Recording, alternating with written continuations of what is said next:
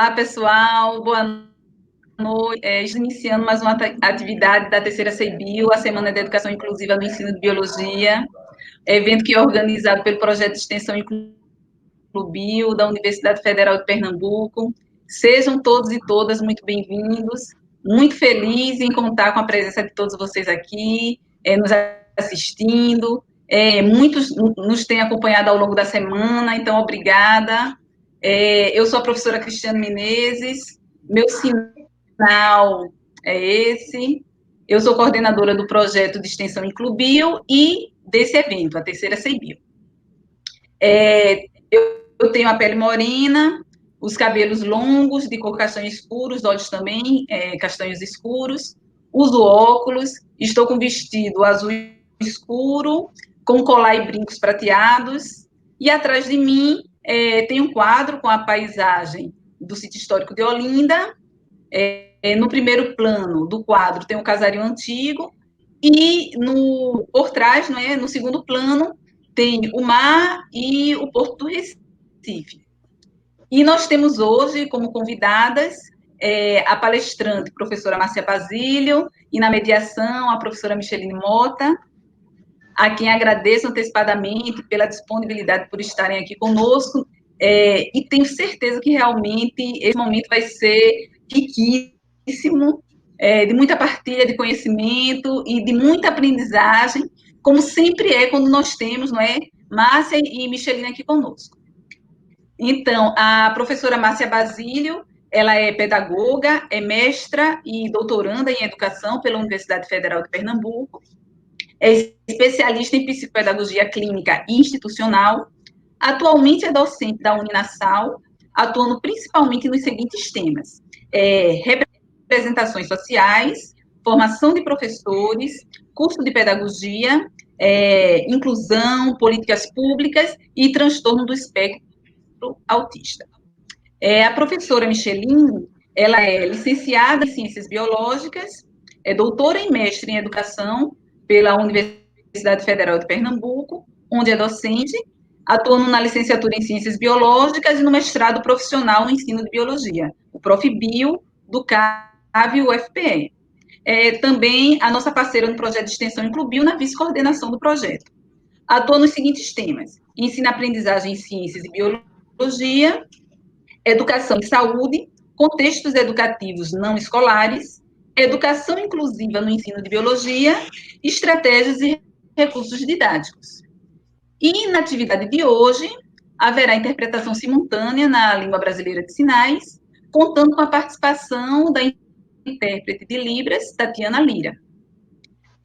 O nosso tema de hoje é a inclusão do educando com autismo nos anos finais do ensino fundamental, que é uma temática importantíssima e que sempre é solicitada pelos professores de educação básica durante as formações que o Inclubio vem realizando nas escolas, né, especialmente nas escolas da rede estadual de Pernambuco. E aí, nas formações, a gente tem sempre contado com essa preciosa participação da Márcia, que é uma parceira do Inclubio já de velhos tempos, não é? Então, muito obrigada, Márcia, por aceitar novamente esse convite para estar aqui conosco, viu? E eu gostaria agora, então, de passar a palavra para vocês, lembrando que quem está aqui conosco, assistindo, não esqueçam de registrar no nosso chat suas dúvidas, seus comentários, ok? E aí, ao longo da palestra, também pelo chat, as questões irão sendo respondidas e comentadas. Para Micheline e para a Márcia, peço também que elas se autodescrevam para quem está nos assistindo, e mais uma vez agradeço muito pela presença de vocês, tanto vocês duas como vocês que estão aqui conosco assistindo essa transmissão. Muito obrigada.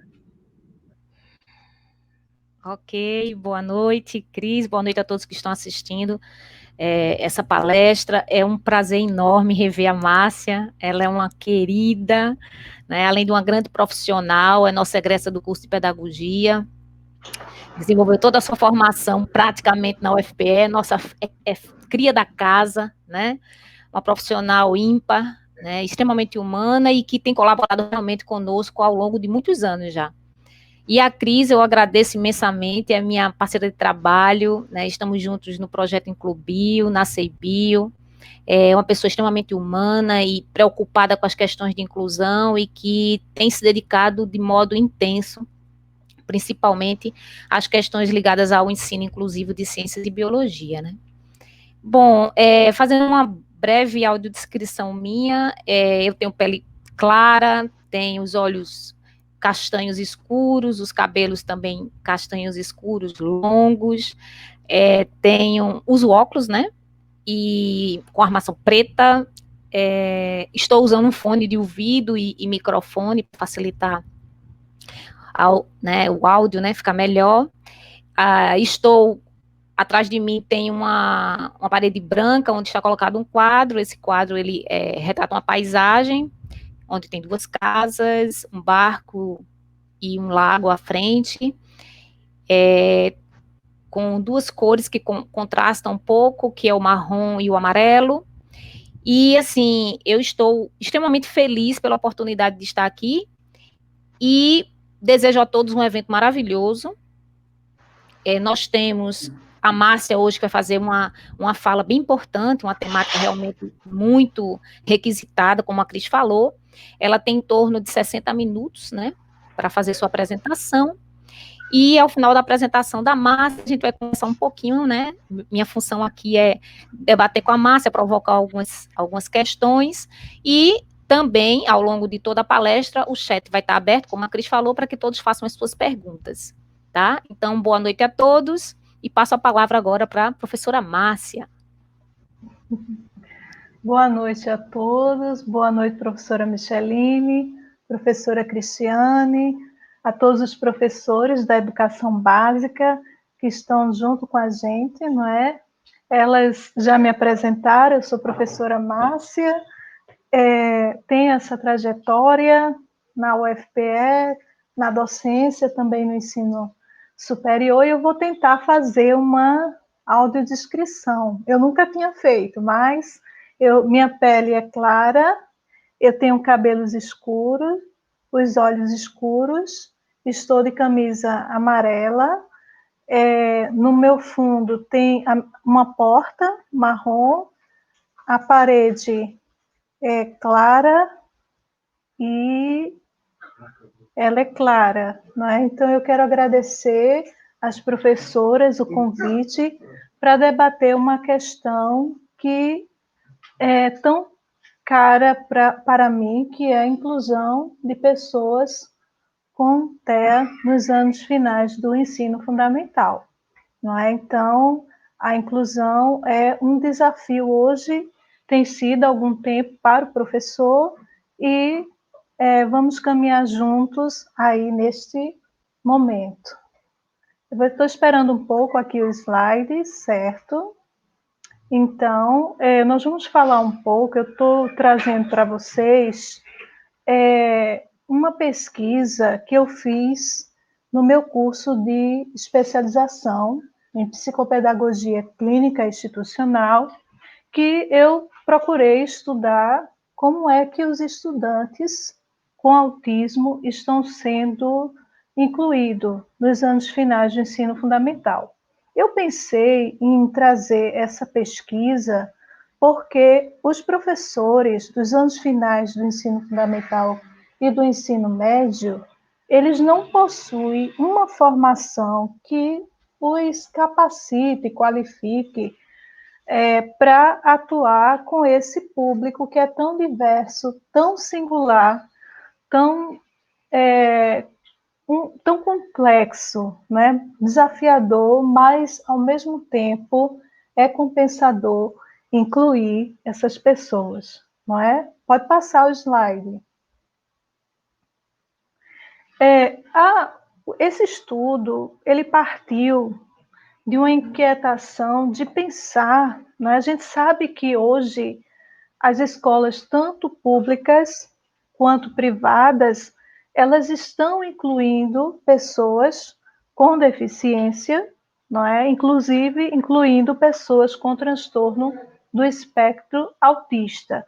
Só que essa inclusão na educação infantil e nos anos iniciais do ensino fundamental, elas têm sido realizadas de uma forma mais tranquila, não é assim, essas crianças, elas conseguem acompanhar a escolarização na educação infantil, nos anos iniciais do ensino fundamental, porém, quando chega nos anos finais e no ensino médio, fica mais difícil acompanhar. E muitas vezes o professor, ele fica refletindo o que fazer com esse estudante, não é? Então, depois que as políticas públicas para a educação especial, numa perspectiva inclusiva, elas foram realmente ser elencadas na prática, ser implementada pelos professores, quando os professores vão atuar nessa política, muitas vezes eles se sentem desafiados, porque a política ela é feita, ela é implementada, mas muitas vezes não se pensa nas condições, na formação do professor. Por isso que é tão rico esses momentos para que a gente possa discutir como é que a gente pode incluir esse estudante, porque ele tem direito à educação, e uma educação de qualidade, certo? Então, nos anos finais, como eu já falei, existe um pouco mais de dificuldade. E quais seriam os aspectos que fazem com que essas crianças, esses adolescentes, esses jovens, tenham tanta dificuldade de o professor incluir esse estudante? Primeiro, né, é que o professor que atua nos anos finais, formado nos cursos de licenciatura, eles não possuem uma formação, muitas vezes eles não pagam a disciplina. Vocês que são professores da educação básica, os estudantes de licenciatura, raramente têm uma oportunidade de estudar, não é? Às vezes estuda assim, de uma forma muito aligeirada, o que é a inclusão, como fazer e como incluir um grupo que é tão diverso. Quando a gente fala de inclusão, não é só a inclusão da criança com deficiência física, é a criança surda, é a criança que é cega, não é? Que tem baixa visão. Então, são vários desafios, sem contar as questões também sociais, econômicas dessas crianças. Então, a inclusão é para todos. É uma inclusão social, é uma inclusão escolar e deve ser pensada para que a escola possa abraçar toda essa diversidade que é o público dela mesma, não é isso?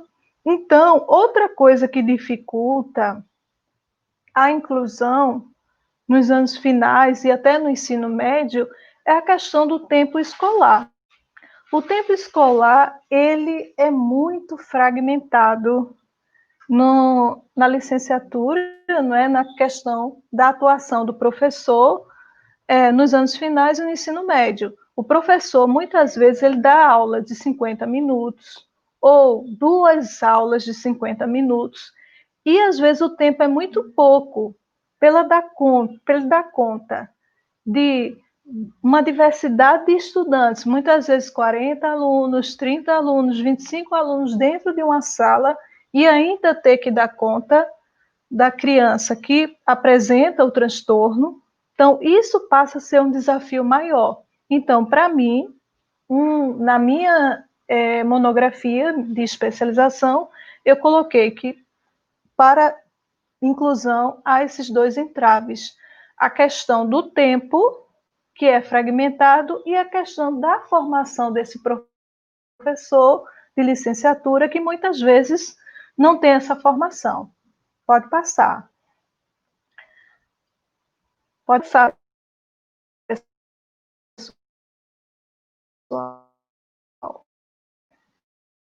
Como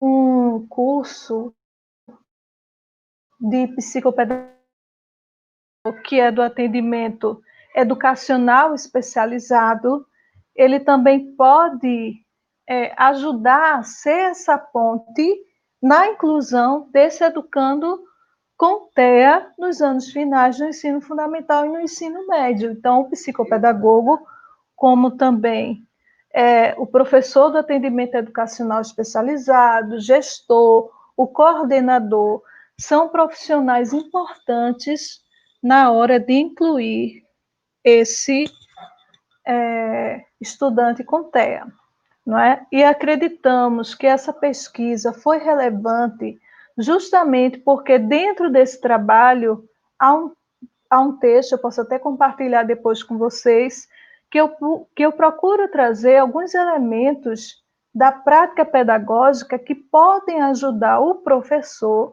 a incluir esse estudante. Quais são as práticas pedagógicas? Como é que ele pode adaptar o currículo? Como é que ele pode avaliar esse educando de uma forma diferenciada, uma forma processual? Se dentro de uma sala em que tem os educandos que são ditos normais, é difícil lidar com toda a diversidade de aprendizagem, imagine quando a gente também tem um educando com transtorno do espectro autista. Porém, é possível incluir sim, e é possível fazer com que esse aluno aprenda. Compreender o que é o TEA vai ajudar o professor a elaborar propostas pedagógicas, didáticas, formas de avaliar de forma diferenciada, porque é sim, gente, é possível, não é? Numa democracia, no espaço democrático de direito, todos têm direito a aprender, e é possível sim. Então, também, né, é uma forma também de auxiliar esses profissionais, como o professor do atendimento educacional especializado, psicopedagogo, coordenador, a tentar subsidiar, né, com instrumentos teóricos que possa ajudar também nessa inclusão. Então, diante de tudo isso que a gente foi costurando, contextualizando, justificando, o nosso problema de pesquisa foi como tem sido realizada a inclusão do educando com autismo nos anos finais do ensino fundamental. Porque nos anos iniciais, na educação infantil, já é bem ensinado. A gente quer saber o que fazer com esse educando nos anos finais. O que os professores têm feito? Quais são os desafios? Quais são os limites e as possibilidades dessa inclusão? Pode passar. Tomar aqui uma aguinha. Então, o objetivo geral nosso foi analisar como é que foi realizada a inclusão desse educando nos anos finais, descrever esse processo, investigar as estratégias pedagógicas que esses professores utilizaram para incluir esse educando e identificar se esses professores tiveram ou não uma formação para incluir esse estudante. Pode passar. Nossa abordagem é uma abordagem de cunho qualitativo, porque a gente teve que... A subjetividade do sujeito não dá para quantificar sentimentos, percepções, por isso que a gente já optou por uma abordagem qualitativa. A gente realizou... Qual foi o nosso critério de seleção da escola? Foi que a escola tivesse, dentro das suas salas de aula regulares, crianças e adolescentes que tivessem o diagnóstico de transtorno do espectro autista. Então, a gente escolheu essa escola privada, localizada no município de Recife, que atende esses estudantes.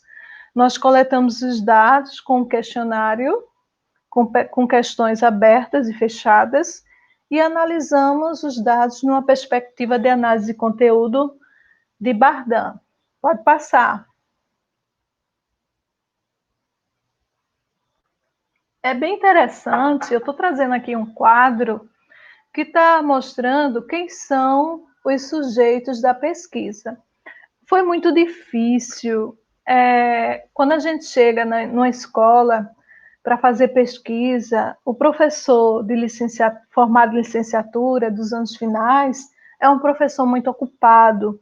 Então, nós deixamos vários questionários e só foi possível, no momento da pesquisa, esses 4 professores. Foram 4 professoras com idades variando, né, de 47 a 53 anos, né, professoras, 3 graduadas em pedagogia e uma licenciatura em biologia.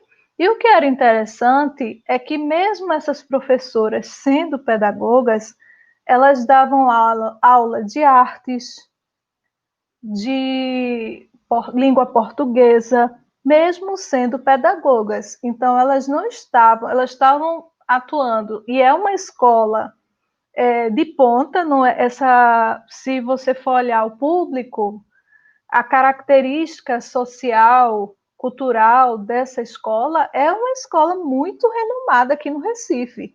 Agora, o que era interessante é que as professoras de arte, de português, eram professoras formadas em pedagogia. Só uma que era professora de ciências, que entregou para nós os dados, entregou o questionário respondido e foi muito legal a participação, né? As 3 pedagogas não tinham pós-graduação, a formada em biologia tinha uma pós-graduação em matemática e tinha também Libras e educação inclusiva incompleto. Então, e são professoras bem experientes, elas possuíam de 35 a 25 anos de experiência profissional. Talvez por isso elas não tenham nenhuma especialização, só um sujeito de pesquisa. Então, é bem interessante a gente observar quem é o sujeito que nos concedeu aí os dados de pesquisa. Pode passar. Então, é importante, como categoria teórica, primeiro a gente trouxe um pouco o que é a educação especial e a inclusão. Hoje, a gente tem muita legislação sobre inclusão. Desde a Constituição Federal, o Brasil ele é signatário de algumas legislações que falam da inclusão de pessoas com deficiência, né? A Conferência de Salamanca, vários que vão dizer que é necessário, que é muito melhor para esse sujeito ele ser incluído dentro da escola. Então, a gente vai ter a Constituição Federal, vai ter a LDB, vai ter as diretrizes curriculares, também para a educação especial, a gente vai ter a política de educação especial numa perspectiva inclusiva. Mais recentemente, a gente vai ter a LBI, não é, que é o Estatuto da Pessoa com Deficiência, que vai também versar sobre a educação, sobre os direitos das pessoas com deficiência.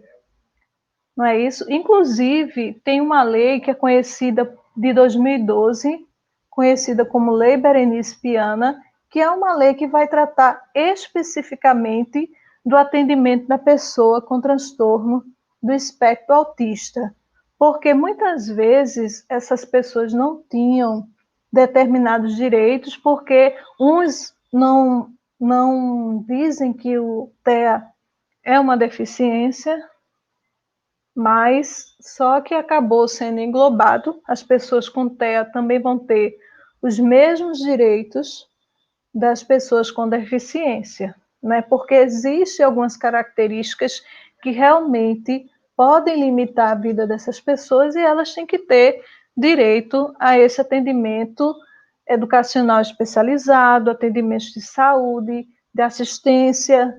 Então, essa lei veio para também trazer todos esses direitos para a pessoa com autismo. Então, a legislação realmente a gente tem muitos avanços na área de inclusão.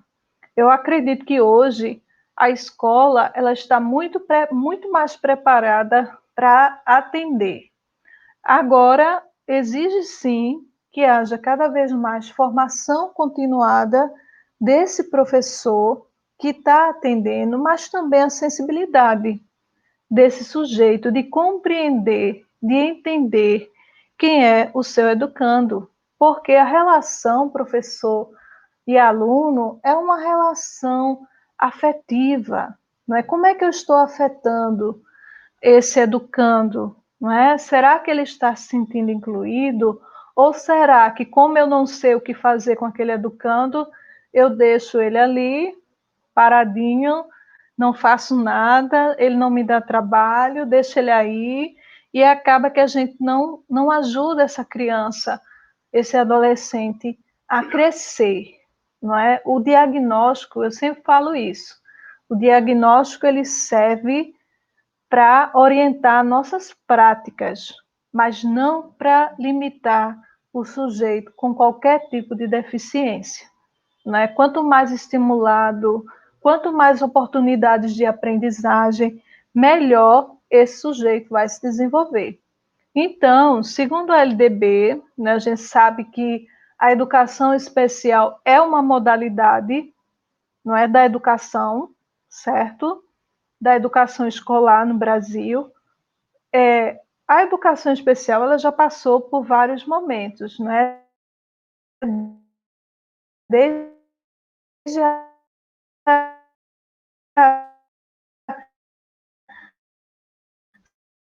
segregação, né, em que essas pessoas, certo? Até que veio o paradigma da inclusão, em que os espaços sociais eles precisam se preparar para incluir as pessoas que possuem alguma necessidade especial.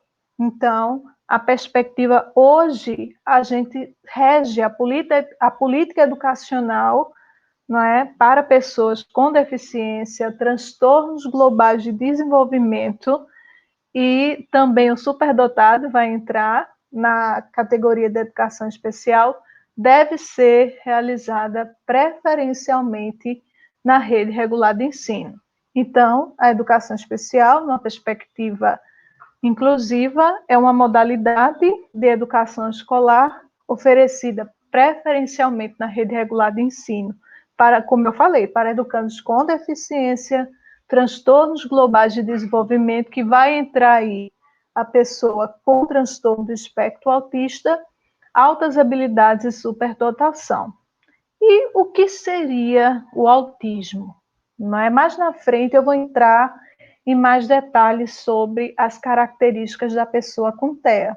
Mas, por enquanto, eu utilizei aqui o autor Surya, que vai dizer que o autismo é um distúrbio do desenvolvimento neuropsicológico, né, que se manifesta através de dificuldades marcantes e persistentes em 3 áreas importantes da vida de quem é afetado pelo autismo. A questão da interação social, da comunicação e no repertório de interesses e de atividades. Mais na frente eu vou abordar um pouco sobre o que é esse transtorno, certo? Para a gente compreender de forma melhor. Pode passar.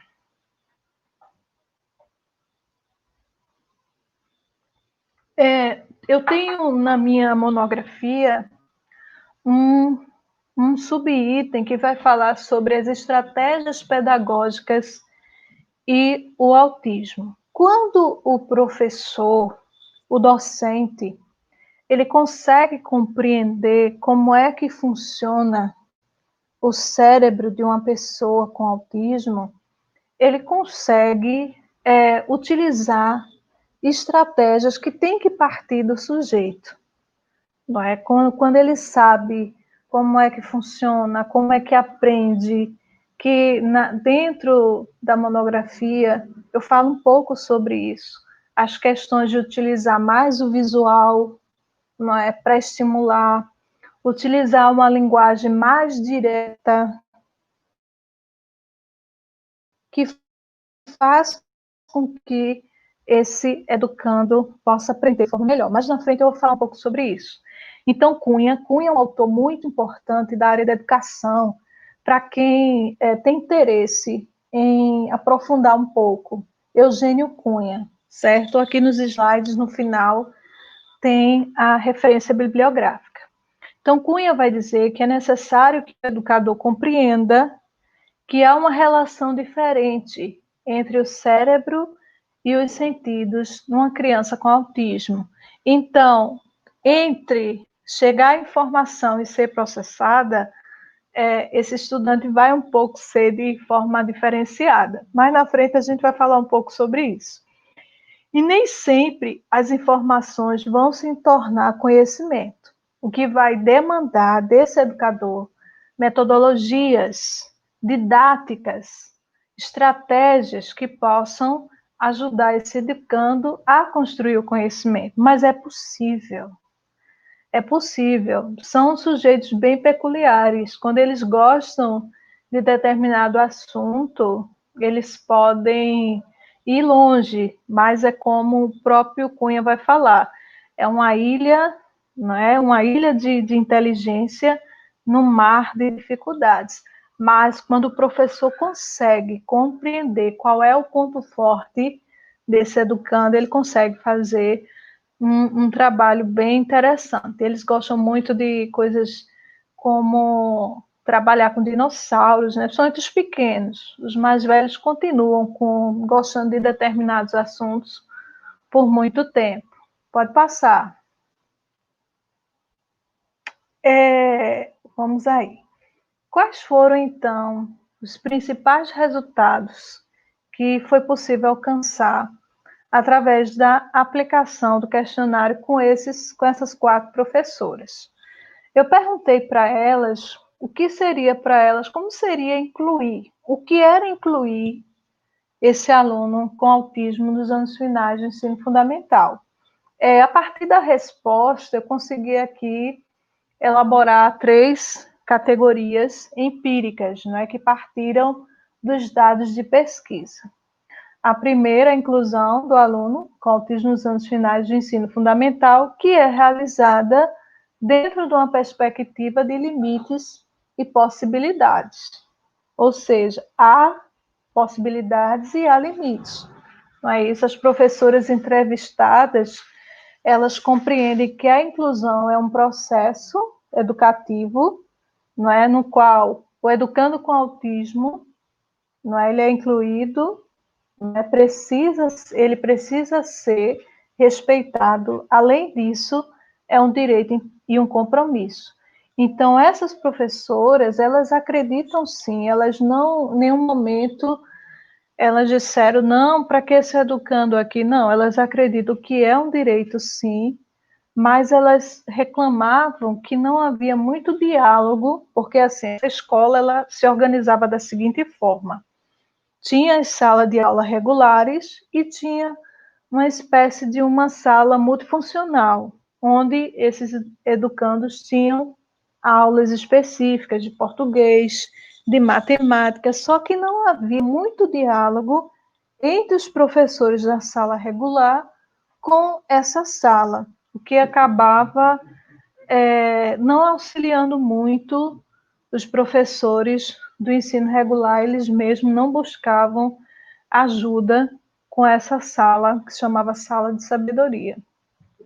Em relação às estratégias pedagógicas, avaliação e currículo do aluno com autismo nos anos finais do ensino fundamental, as professoras disseram que, para lidar com educando com autismo em sala de aula, elas lançavam a partir do que é que aquele aluno gostava, qual era o interesse deles. Então, a partir daí, elas tentavam incluir esse educando dentro da sala de aula, lançando mão dos seus próprios interesses. Então, a partir do interesse do educando, ela conseguia mobilizar para que eles pudessem participar de outras atividades, certo? Pode passar.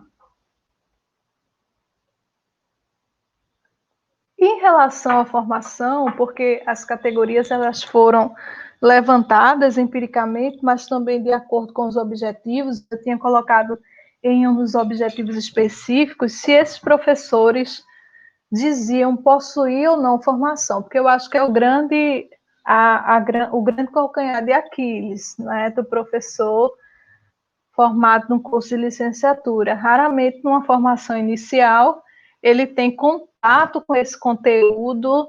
Eu até fiquei impressionada quando eu participei do outro Inclubio 2 e perguntei aos professores se eles sabiam o que era autismo, e alguns professores não sabiam o que era autismo. E olha que o autismo assim, é um conceito que o senso comum é bem construído no senso comum, porque a mídia propaga, teve novelas com Matriz, que fez o papel de uma pessoa com autismo.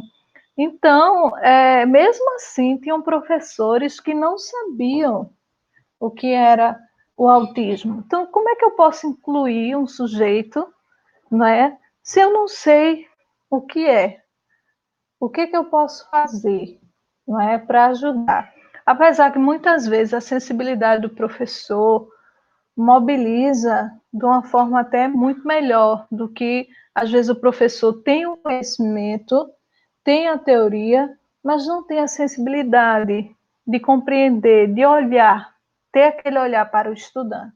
Porque é importante, qualquer estudante, tanto os ditos normais, né, que os autistas chamam os normais de neurotípicos, não é? Precisa, sim, de um apoio para tanto quem tem estudante com deficiência ou sem deficiência, cada pessoa aprende de uma forma diferenciada, não é isso? Então, em relação à formação dessas professoras, elas metade disseram que não possuía, duas, né?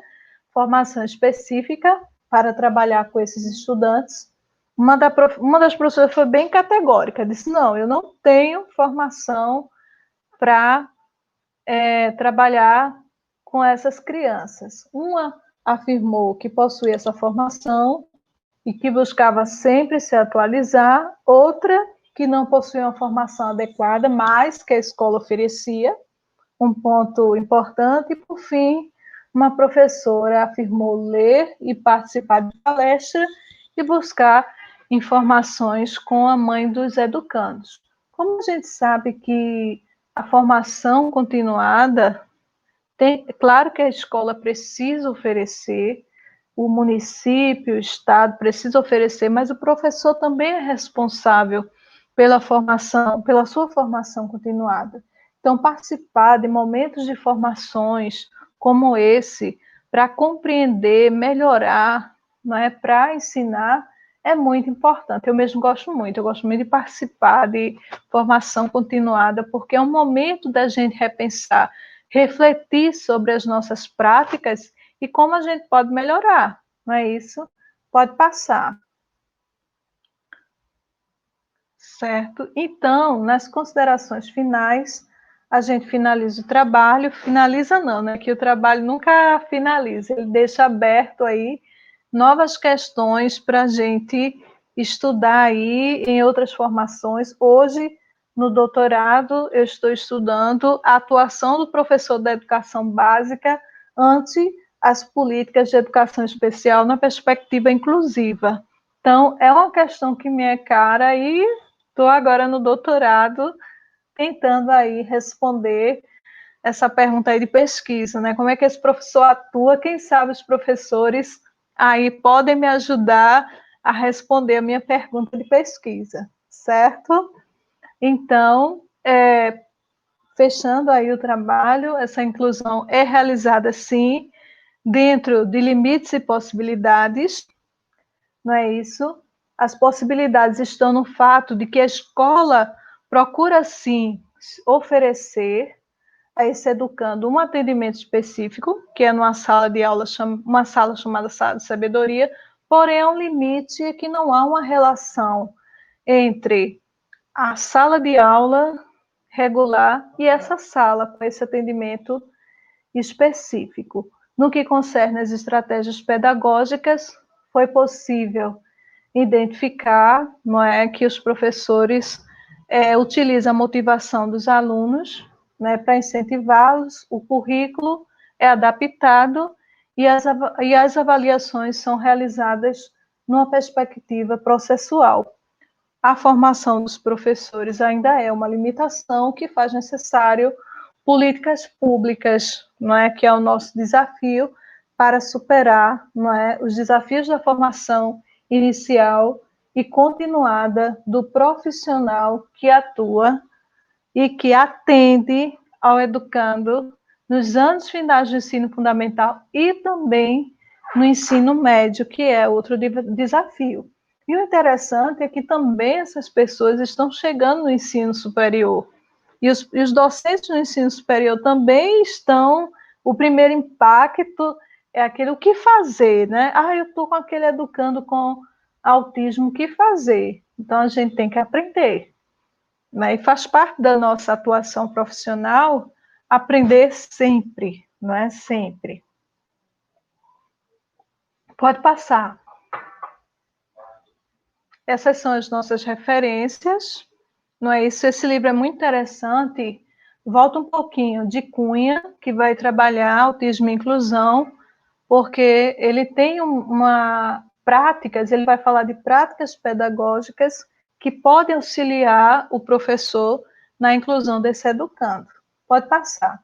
Agora, eu vou trabalhar um pouco com a questão do que é o transtorno do espectro autista. Para isso, eu utilizei esses autores que estão aí no slide para auxiliar um pouco na reflexão, porque, na minha perspectiva, conhecer é fundamental para que a gente possa incluir. Agora, não limitar. Diagnóstico não é limitação para ninguém, ao contrário.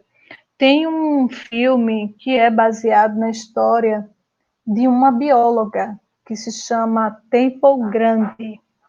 Ela foi diagnosticada com autismo severo e quando ela chegou, disseram que ela nunca ia se alfabetizar, que ela não ia falar, mas ela se alfabetizou, ela falou, ela chegou no ensino médio e um professor conseguiu identificar a potencialidade dela. E hoje ela é doutora em biologia. Então, vejam a importância de um professor na vida de um sujeito desse.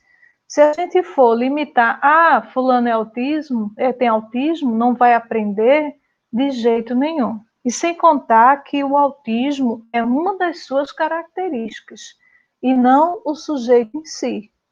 O sujeito em si é fulano, é cicrano, que vai ter suas próprias características, que vai além de um diagnóstico. E muitas vezes a gente rotula, a gente tem o hábito de rotular uma pessoa porque ela tem autismo. Não, ela é o fulaninho autista. Não, ela não é autista. Ela é fulano. O autismo faz parte da vida dela. E o professor tem que olhar nessa perspectiva assim. Ok? Pode passar.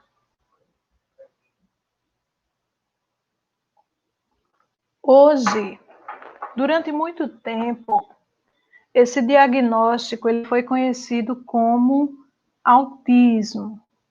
Aí tinha a síndrome de Asperger, não é? Esse outro transtorno aí que já eu vou dizer qual é. E transtorno generalizado, não é? Sem outras especificações. É isso, mais ou menos isso. Então, esses diagnósticos, eles eram tratados de forma diferenciada, no DSM-4, no CID-10, até que houve uma atualização desses manuais de diagnóstico e todos esses diagnósticos, eles foram incluídos em um só, que é o transtorno do espectro autista. É um espectro, ou seja, todos embaixo de um único guarda-chuva. Porém, vai variar muito. A pessoa que é afetada com o transtorno do espectro autista, ela pode ser afetada em 3 níveis, ou leve, ou moderado, ou grave. A questão de ser leve, moderado ou grave vai depender do tipo de suporte que essa pessoa precisa para viver, para ter uma vida independente ou não. No caso, a pessoa que tem um autismo leve, ela tem uma vida autônoma, ela consegue se cuidar sozinha, ela tem até uma vida, entre aspas, normal, mas ela vai ter as 3 características que compõem o transtorno, porém, de forma leve. Quando a pessoa tem o autismo moderado, ela vai precisar de um pouco de suporte, principalmente na aprendizagem. Ela não vai acompanhar da mesma forma que alguém que tenha o transtorno do espectro autista leve e tem o transtorno do espectro autista grave. Geralmente, as crianças, os adolescentes que possuem esse transtorno de forma grave, é mais difícil incluir elas nas escolas, porque tem algumas características do TEA que quanto mais grave, mais difícil, até para essa criança, não é nem para a comunidade escolar, é para a criança mesmo, ela poder ser incluída. Então, eu acho interessante avaliar, né? Avaliar as possibilidades dessa criança, certo? Já já a gente vai falar um pouco mais sobre isso. Então, é importante a gente compreender que o TEA pode, alguém pode apresentar esse transtorno nesses 3 níveis: o leve, o moderado ou o grave. Isso é muito importante na hora de incluir, não é isso? É muito mais fácil, assim, incluir o moderado, o leve. O moderado vai precisar de um suporte maior, de um currículo adaptado, de uma avaliação processual, o que não é o caso de quem tem autismo leve. Muitas pessoas que têm autismo leve, elas conseguem ter uma vida, entre aspas, normal, conseguem entrar na universidade, conseguem galgar espaços realmente mais avançados. Agora, como elas têm compreensão do seu diagnóstico, elas podem apresentar quadro de depressão, por causa dessa dificuldade de interação social, tá certo? Vamos chegar lá, pode passar.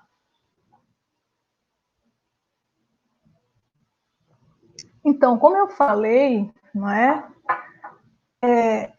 Quais são as características que vão trazer o diagnóstico para alguém ter o diagnóstico do transtorno do espectro autista? É necessário que realmente esse sujeito ele apresenta essas 3 condições aí, para poder fechar um quadro. Se só apresentar 2, não tem o diagnóstico de TEA, não. Agora, hoje em dia, eu acho que os profissionais eles estão sendo cada vez mais cautelosos na hora de diagnosticar, porque não se deve diagnosticar, inclusive professor não vai diagnosticar a pessoa com TEA, tá certo? Existem profissionais, equipes multidisciplinares para isso, mas quem realmente faz o diagnóstico é um psiquiatra infantil ou um neuropediatra, são os profissionais indicados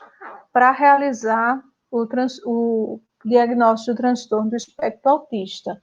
Agora, geralmente, esse diagnóstico, a criança começa a apresentar sinais a partir de bebê, mas é nos 2 a 3 anos de idade, porque vai apresentar atraso de linguagem, é uma criança que não se interessa por outras crianças, às vezes sim, às vezes não, é um diagnóstico um pouco complexo de fazer, até porque, muitas vezes, quem tem o autismo leve demora um pouco mais de fechar o diagnóstico do que uma criança que tem o TEA, assim, numa perspectiva mais severa.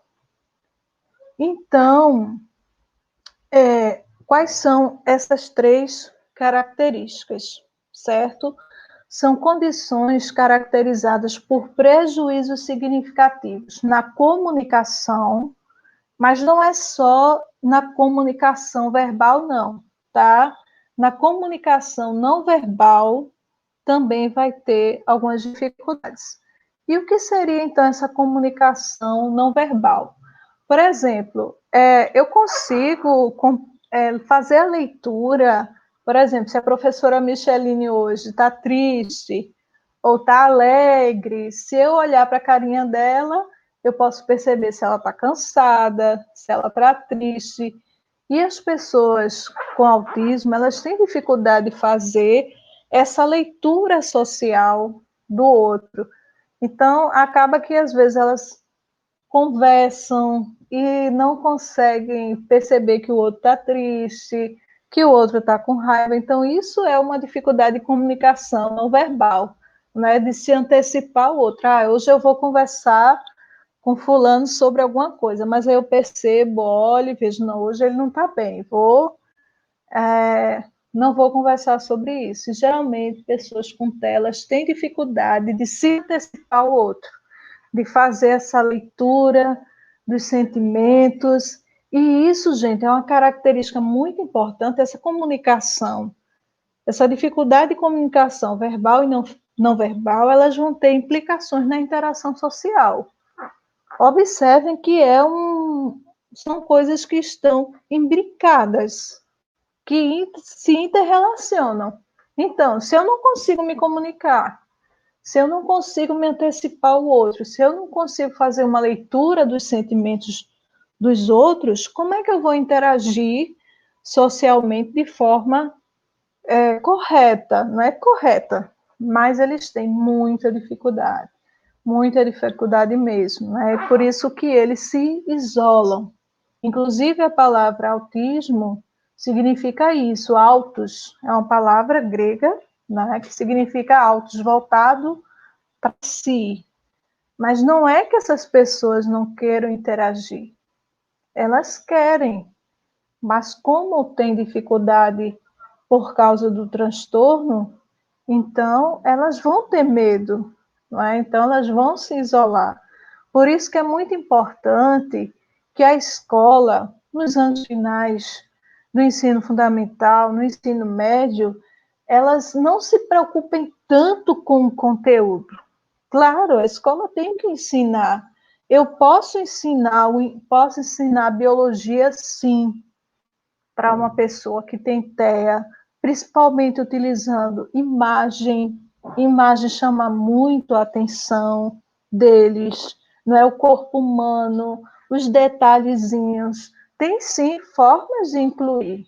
Agora, o que é que eles vão exigir do professor?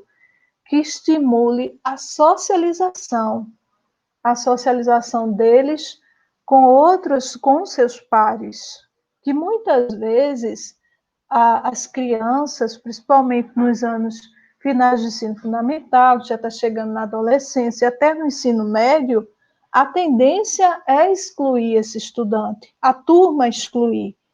Então, qual é o papel do professor? É buscar formas de incluir, de fazer com que esse estudante ele consiga se socializar, ele consiga compartilhar emoções com os colegas. Agora, isso tem que ser feita de forma gradual, não é? Não pode ser, tem que ser aos poucos mesmo, conquistar a confiança, porque realmente eles têm essa dificuldade de interação social e também comportamental, certo? Mais na frente eu vou explicar a questão do comportamento. Então, fazem parte dessas condições que hoje está tudo dentro do guarda-chuva que a gente vai chamar de TEA, que é transtorno do espectro autista, que vai ter leve, moderado e grave, vai estar o autismo infantil, a síndrome de Asperger, que é o autismo leve, e o transtorno global do desenvolvimento sem outra especificação. Agora, as características são essas.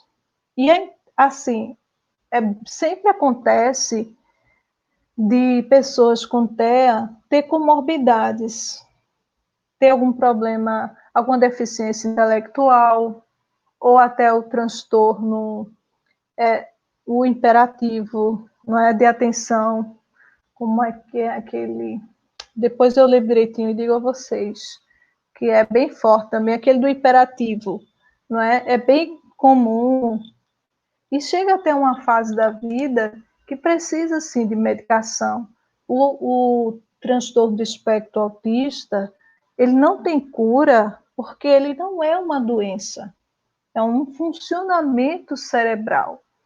Não é isso? Então, o que esse sujeito pode até precisar de uma medicação, não para tratar o transtorno, mas algumas coisas que podem acontecer, como depressão, ansiedade, agressividade, que o transtorno pode acabar fazendo com que eles tenham algumas dessas somatizações, não é por causa do próprio diagnóstico.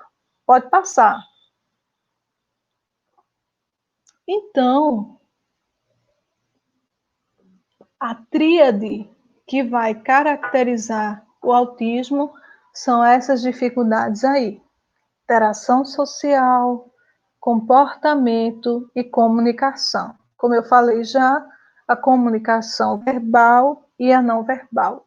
Existem pessoas que apresentam o autismo que não possuem nem linguagem, mas, mesmo não possuindo linguagem, existem algumas formas de fazer com que essas crianças interajam, né? Podem utilizar imagens, com essa imagem, ajudar elas a identificar as suas necessidades. Por exemplo, se quer ir no banheiro, bota uma imagenzinha de banheiro, quando ela quiser ir, ela apresenta ao professor.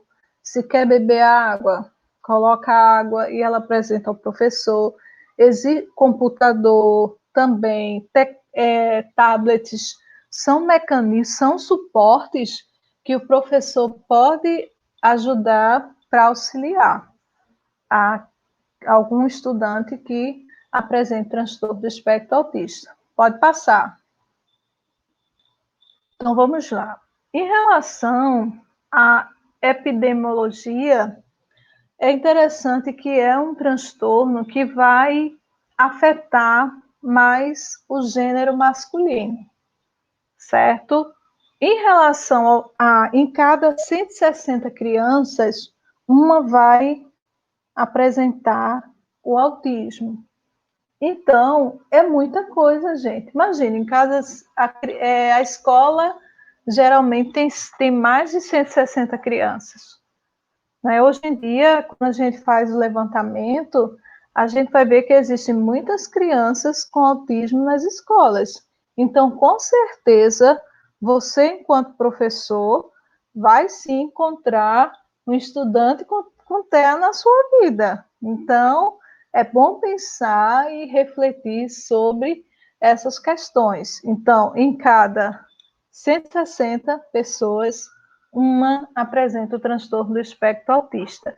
E o autismo vai ser muito mais forte, se apresentar mais em homens do que em mulheres. Né? Existem algumas suposições na gestação, muita testosterona pode também fazer com que essa criança tenha assim um autismo. Pode passar. O diagnóstico não tem assim uma ressonância magnética que pode até ajudar, né, para ver o cérebro, qual a parte, geralmente a parte da linguagem vai ter menos estímulo, mas o teste é clínico, né, a partir da anamnese que faz com a família, geralmente, como eu falei, um neuropediatra, um psiquiatra infantil, com uma equipe multidisciplinar, até porque o tratamento é com fono, porque há um atraso de linguagem, então tudo isso vai auxiliar. Pode passar. Podem apresentar, como eu já falei, deficiência intelectual.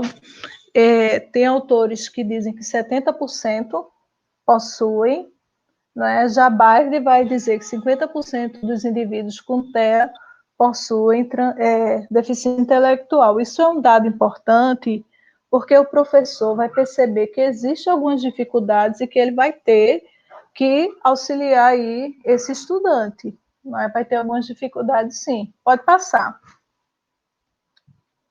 Pronto. Em relação aos prejuízos na interação social, que eu acho que é um dos pontos mais fortes. Inclusive, tem alguns que não gostam nem de ser tocado. Outra coisa por que a escola é tão difícil para pessoas com TEA? Eles têm muita dificuldade sensorial, tanto auditiva quanto visual. Então, quanto mais estímulo, imagine, gente, uma sala de aula super animada, adolescentes falando, então pode acontecer de que haja assim uma explosão sensorial e ele não consiga ficar dentro da sala de aula. Então é muito bom que o professor tenha esse olhar. Geralmente, o professor vai ter que sempre chamar esse educando para si. Ele tem muita dificuldade de olhar nos olhos. Então, sempre chamar pelo nome, não é? Expressão facial, eles têm dificuldade em identificar, gestos comunicativos. Então, a gente precisa ficar preparado. Dificuldade de estabelecer relacionamento com os colegas, por isso que a gente deve estimular. Dificuldades para compartilhar prazer, interesses ou desconforto. Desconforto é muito interessante isso, porque o professor tem que ter até uma sensibilidade para perceber se aquela criança está desconfortável. Muitas vezes assim, mas aquele menino tem autismo, ele é tão agressivo, mas será que alguma coisa não está incomodando? Então, é bom o professor ter esse olhar. E a família tem um papel muito importante. Se a escola, o gestor, está sempre chamando essa família para conversar, e aí, como é esse estudante? Porque conhecer também as características pode ajudar na inclusão, nessa dificuldade de reciprocidade social e emocional. Pode passar. Comunicação. Pode acontecer de haver um atraso ou ausência na fala expressiva, inclusive é muito natural a ecolalia. O que é a ecolalia? É a repetição de palavras sem sentido, né? Porque é uma palavra que ele viu numa TV, no comercial, e fica repetindo, e muitas vezes a gente tem que dizer, olha, agora gostei, mas agora não é hora, agora é hora da aula, e pode educar, viu, gente? A gente educa sim, dá mais trabalho, mas dá para dar limite sim. Dificuldade para iniciar ou manter uma conversa, uso estereotipado e repetitivo da linguagem, foi o que eu falei agora, ecolalia, linguagem pedante. Existem alguns que são tão inteligentes, né, que são verdadeiros dicionários ambulantes, que é porque eles têm uma memória muito boa mesmo, então é bom o professor aproveitar isso, que pode acontecer. Alterações na prosódia e a articulação, eles podem se chamar, em vez de dizer eu, dizer fulano, mas ele está falando dele mesmo, mas na segunda pessoa. Então, é bom a gente ter esse cuidado, ter essa observação, ajudar a desenvolver a linguagem. Pode passar. E uma coisa bem interessante, por isso que a gente tem que trabalhar com eles com a linguagem muito direta. Eles têm dificuldade com metáfora, com figuras de linguagem. Se vocês olharem essa imagem aqui, se você disser assim para uma pessoa com TEA, olha, eu entrei pelo cano, ele vai entender literalmente. A imagem que vai aparecer na cabeça dele é essa aí, alguém entrando pelo cano. Por isso que é bom a gente não usar muita figura de linguagem e sim usar uma linguagem, quanto mais direta, melhor para ele compreender. E tendência para uma compreensão bem literal. Pode passar. E padrões restritos de comportamento, interesses e atividades.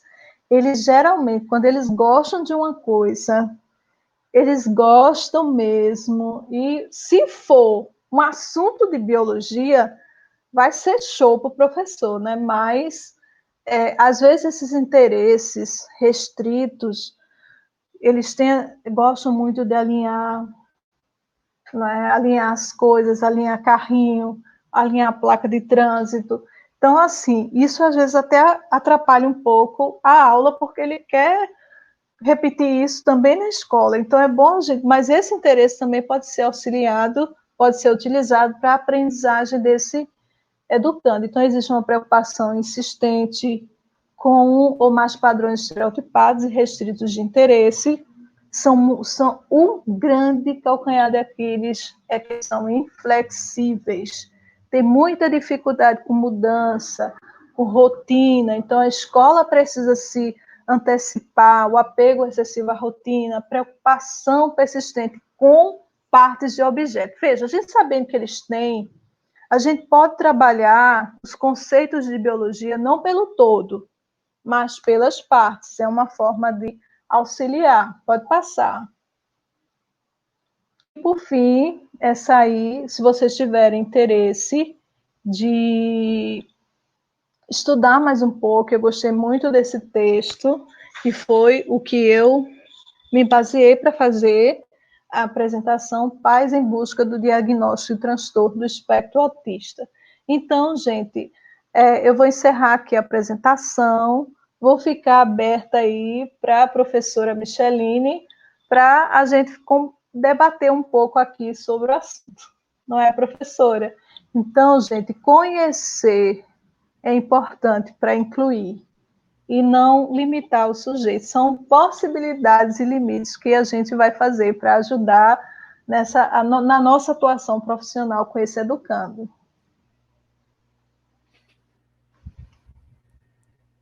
Obrigada a todos.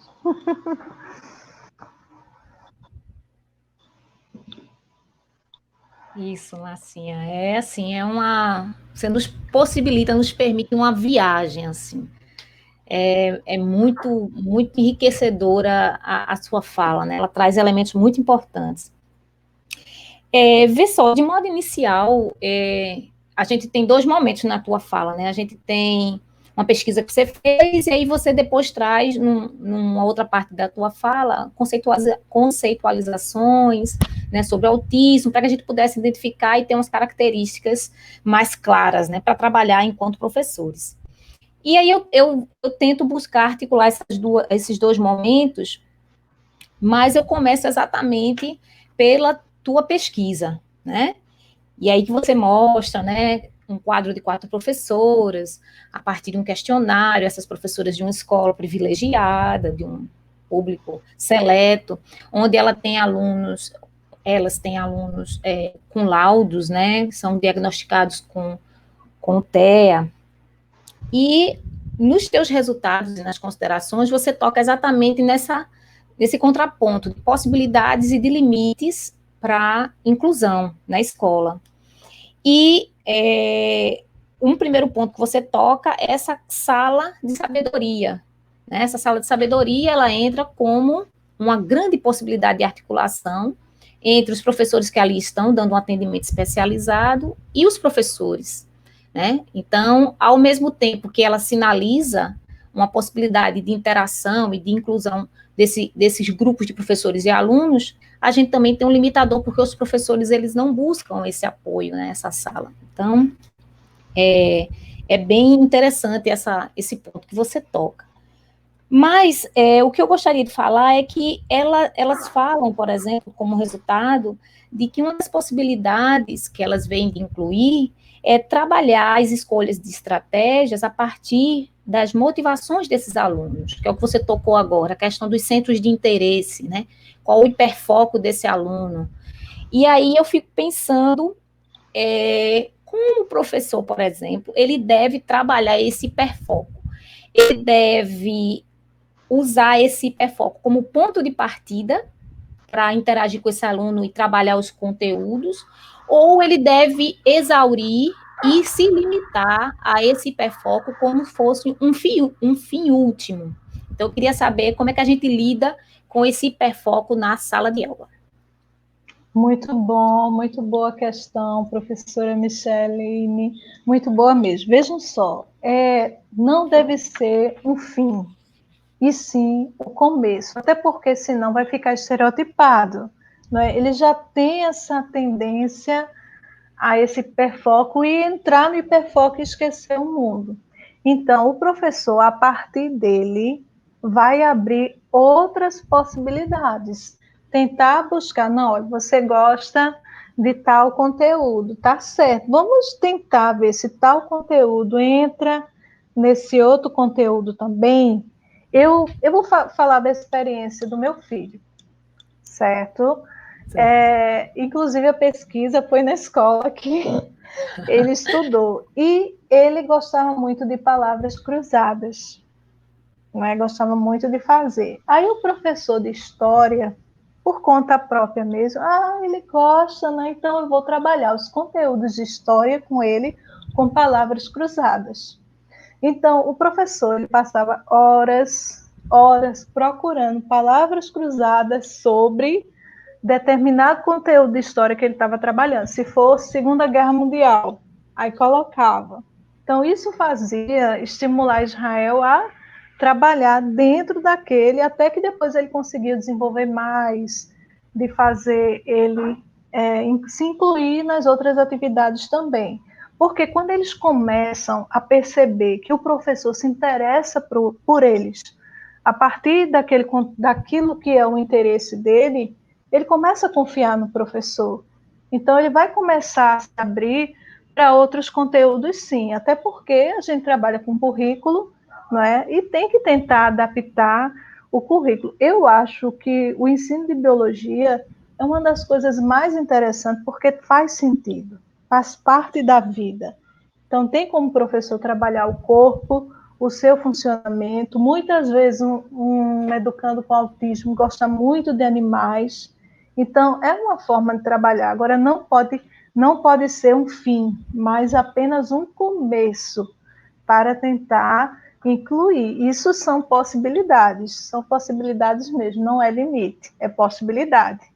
Com certeza, a história dessa bióloga Temple Grande é muito interessante. Hoje ela dá aula também nas universidades, contando essa história de um professor que percebeu que ela tinha esse jeito com animais, que ela se identificava. Então, ela se tornou uma bióloga. Se ele não tivesse tido esse interesse por ela, não tivesse parado um pouco para, não, eu não quero, essa criança tem TEA, eu não posso fazer nada, deixa ela para o atendimento educacional especializado, eu vou só ensinar os outros, que era a postura de boa parte desses professores. Não tem um atendimento educacional especializado, então eles passam. Mas só que esse aluno não está incluído na sala de aula regular, então o professor também pode fazer, também pode incluir a escola toda. A escola toda pode incluir, desde o gestor até o porteiro. Todos podem fazer o seu papel. Eu penso assim. Então, essa questão que você coloca do currículo adaptado, né? A gente pensa, a gente percebe também nas escolas que, pela falta de saber lidar com alunos com TEA ou com alguma deficiência, a escola ela vira meio que um campo de socialização, ela se limita apenas a socializar esse aluno. E aí é negado ao aluno a possibilidade de ter acesso ao currículo. E aí vem a angústia do professor. Até que ponto, por exemplo, diante de conteúdos que a gente tem, muitas vezes abstratos, que você falou a questão do cuidado que tem que ter com a metáfora e tal, como é que até que ponto a gente pode trabalhar o nosso currículo sem minimizá-lo, né, restringi-lo, mas também sem exigir demais do aluno com TEA, uma vez que você coloca nos slides, que existe em parte deles, alguns autores falam em 55%, outros chegam a 70%, de que há um comprometimento, um déficit intelectual. Então, como é que o professor pode lidar com isso? Entre a perspectiva de que há limitação, um currículo adiante dele com muitos conteúdos. Então, até que ponto esse professor pode trabalhar o currículo com o aluno? Isso. É bem interessante que a escola trabalhe com o plano de desenvolvimento individual. Trace estratégias a partir do sujeito. A avaliação, o currículo, vai depender do sujeito. Eu não posso avaliar esse estudante a partir do que é pedido na BNCC. Eu tenho que avaliar a partir dele, não pela provinha Brasil, que for, não. Eu tenho que avaliar a partir do que é possível e a partir daí continuar avaliando cada momento cada desenvolvimento, cada vitória que ele tem, eu vou registrando com esse plano de desenvolvimento individual. Na minha perspectiva, o professor não precisa pecar no conteúdo. Não, eu não vou dar conteúdo desse educando porque ele não vai aprender, porque ele tem deficiência intelectual, de jeito nenhum. Ele vai dar, mas vai dar, ele vai dando aos poucos, de forma progressiva, e ver se a criança é capaz de atingir aquilo que é proposto. Eu acho interessante uma avaliação diagnóstica para levantar quais são as capacidades, as competências que aquele sujeito tem e, a partir daí, trabalhar. Eu acredito, sabe, Micheline, que o professor não tem que estar preocupado com quantidade, mas com qualidade, com aquilo que aquele educando é capaz de aprender. Não é? Eu é que tenho que incluir esse educando, até porque, assim, a gente fica preocupado, os pais, eles sofrem muito com isso, né? Ah, mas meu aluno, ele está na escola, ele não está aprendendo muito, mas ele está incluído, né? E a gente vai quebrando as barreiras aos poucos, né? E as políticas de inclusão não é só escolar, é para a vida toda. Então, eu tenho que trabalhar ele dentro desse espaço. E é interessante que a inclusão não é só beneficia a criança com autismo e o adolescente, mas os outros também, porque eles aprendem a conviver. Quando eles estão, por exemplo, no mercado de trabalho, mais na frente, teve até uma pesquisa que eu escutei que dizia assim, hoje em dia tem as cotas, né, para pessoa com deficiência trabalhar em empresas, em espaços. E uma pessoa que não tinha deficiência dizia assim, rapaz, se eu tivesse estudado se um colega meu tivesse tido autismo ou alguma deficiência, hoje eu saberia lidar com ele. Então, a aprendizagem é para todos, para o professor, para o educando com TEA e aquele que não tem TEA. Né? Eles têm que estar incluídos. A aprendizagem vai acontecer dentro desse espaço. Então, a gente não tem que estar preocupado com o currículo de administrar, mas incluir. Né? Porque muitas vezes o que acontece? O professor não quer fazer nenhum mínimo. Né? E a gente tem que ter essa sensibilidade para incluir. Essa ideia foi por conta de algumas conversas que eu tive com professores, né? A gente está fazendo uma pesquisa também, e aí os professores sempre dizem que para incluir os alunos nas aulas de biologia é necessário mais tempo. Então, eles colocam esse mais tempo e deixa subliminar a ideia de que é muito conteúdo, o ritmo do aluno é um pouco mais lento, então eu preciso de mais tempo. Então, é sempre o foco no currículo. Então, às vezes, existe uma angústia desse professor em ter que dar todo o currículo, independente do ritmo do aluno. Quando você coloca que há uma certa leveza nessa relação do professor com o aluno, quando ele trabalha com o aluno a partir de suas potencialidades, e todo o conteúdo e avaliação é feito a partir dos avanços que esse aluno vai trabalhando, vai tendo ao longo dessa relação, dessa interação com o professor e com os conteúdos. Legal. Agora, isso também, Micheline, tem a ver com a própria, o que a gente entende por escola, não é isso? Até pelo que a gente entende, a escola, tradicionalmente, ela sempre foi marcada por quê? Conteúdo, conteúdo, conteúdo. Isso. Né? E hoje eu tenho que pensar, para que eu vou ensinar isso? Né? Até as nossas crianças, elas estão abarrotadas de conteúdo, mas para quê? Qual é a função social desse conteúdo? Qual é a função social do que é ensinado na escola? Então, a escola tem que estar articulada com a vida, não é isso? Então, esse é o sentido da escola, é incluir, aprender a formação social, a cidadania, né? A gente tem que Perfeito. pensar nisso também. Eu tenho umas duas questõezinhas, assim, agora eu estou na dúvida pela questão do tempo, né? Mas, porque, assim, você já tinha sinalizado aqui na tua pesquisa, na especialização, que há um comprometimento nessa formação docente. E você já traz isso no doutorado, uma preocupação nítida com isso, né? Vamos aprofundar agora isso. Eu sei que você está no começo, eu não quero exigir, né? Mas, assim, quais são suas ideias preliminares sobre o que tem se posto de políticas, né, públicas e qual tem sido o impacto dessas políticas ao longo desses anos, tanto nessa formação inicial, que é algo que a gente tem como muito caro, né, como também na formação continuada desses professores da sala comum, né, porque a gente tem, às vezes, uma formação aí, no caso do AEE, buscada pelos professores, mas como é que é dada essa formação através das políticas públicas para esses professores que estão direto na sala regular com esses alunos? Veja, nos cursos para atuação, nos anos iniciais do ensino fundamental e na educação infantil, realmente é um investimento maior.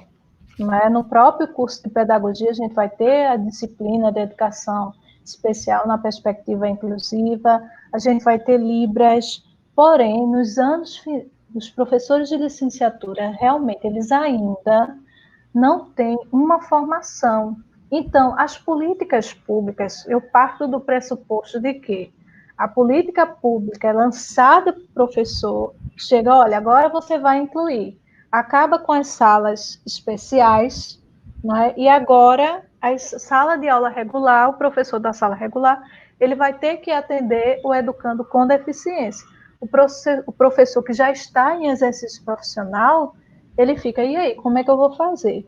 Então, ele vai atuar, então eu trabalho até com o BAU e colaboradores, que diz que o professor ele não implementa política, ele atua em cima daquela política, ele vai interpretar, traduzir o que é posto pelas políticas públicas a partir dos recursos que a escola tem, porque muitas vezes o professor nem tem a formação, a escola não tem estrutura, não tem um apoio para ajudar o professor nessa inclusão. Então, para incluir, tem que ter estrutura, tem que ter apoio, e o professor muitas vezes não tem. Então, ele vai atuar em cima da política pública da sua forma. Então, ela não é implementada de forma vertical. Ao contrário, o professor vai interpretar e traduzir e atuar nessa política a partir da experiência de vida dele. Não é? Até que a gente, as políticas públicas têm que pensar, sim, na formação do professor, não só dos anos iniciais e da educação infantil, mas da licenciatura também. Eu penso em ter um momento de formação para essa atuação, para sensibilizar e capacitar, qualificar para essa atuação.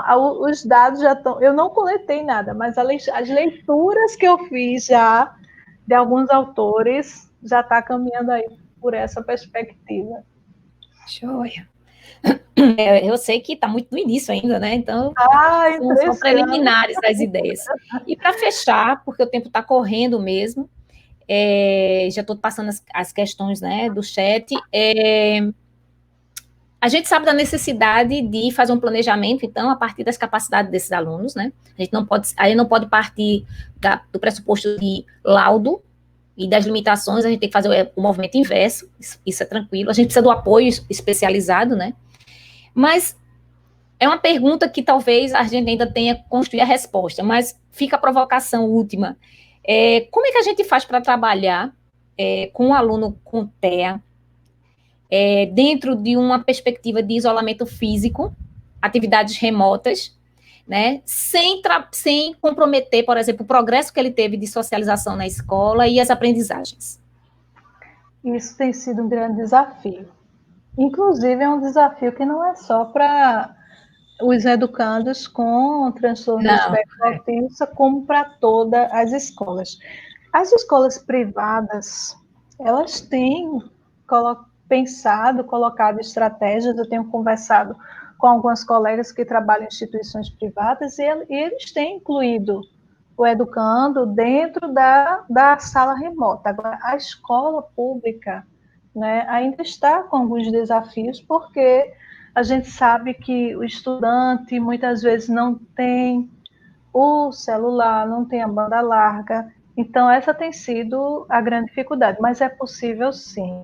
Isso vai dar uma pesquisa aí para depois do espaço remoto, mas é possível incluir sim, não é, as atividades, o professor não deixar de mandar as atividades, não deixar de sinalizar para aquele educando, eu estou aqui, mandar uma mensagem, isso são atitudes bem positivas para que aquele educando se lembre que ele pertence à escola, que ele pertence a um grupo social e que ele também é querido. Inclusive, saiu até uma portaria do governo federal querendo que essas pessoas com deficiência não voltem para a sala de aula esse ano, quando retornar o ensino presencial. Mas isso é uma exclusão. Eles têm direito, como qualquer criança, a estar na escola, porque o argumento é que eles não vão saber se cuidar, não vão saber usar a máscara, mas eles aprendem. Então, a gente não pode excluir. A pessoa com deficiência, com autismo, ela tem que estar presente tanto no ensino remoto como no ensino presencial. Fantástico. Eu quero agradecer a oportunidade da gente ter batido esse papo e vou passar as questões para você, né, do chat, e a gente encerra a nossa conversa aqui e deixa o espaço para a Cris falar, né, a professora Cristiane. Acho que ela já está, isso.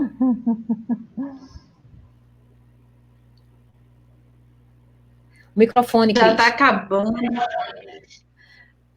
Agora. Quem tem que ativar, pronto. Como eu estava dizendo, assim, o tempo voou mesmo, né? Rapidinho a noite foi embora, principalmente uma conversa gostosa dessa, passou super rápido. Então, Márcia, Micheline, Tatiana, muito obrigada pela participação de vocês. Márcia é sempre muito competente, fala com muita propriedade, grata mesmo por aceitar novamente nosso convite. Obrigada, Micheline, também pelo debate suscitado. E vocês gostariam de dizer alguma palavrinha final para se despedir, pessoal?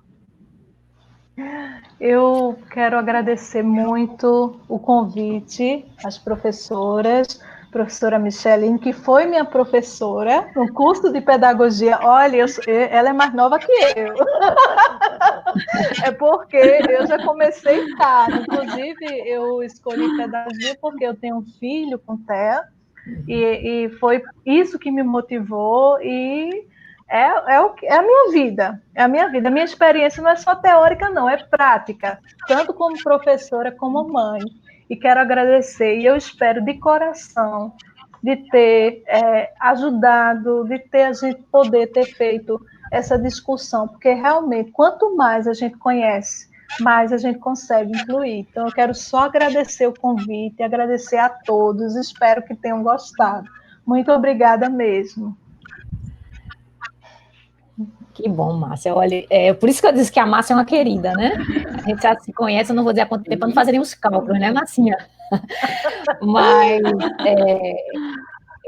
foi um prazer, realmente, a noite foi muito rápida, a conversa ainda tinha muito mais coisa, mas a gente vai esperar passar as perguntas para ela, né, do chat, então vai ter ainda mais coisas para a Márcia responder, e eu só agradeço a oportunidade, essa terceira edição está sendo um sucesso, e vão vir outras, e o investimento é necessário, porque ainda existe um campo muito grande para a gente trabalhar, e eu parabenizo novamente a Cris, a organização, os alunos que estão envolvidos nessa transmissão.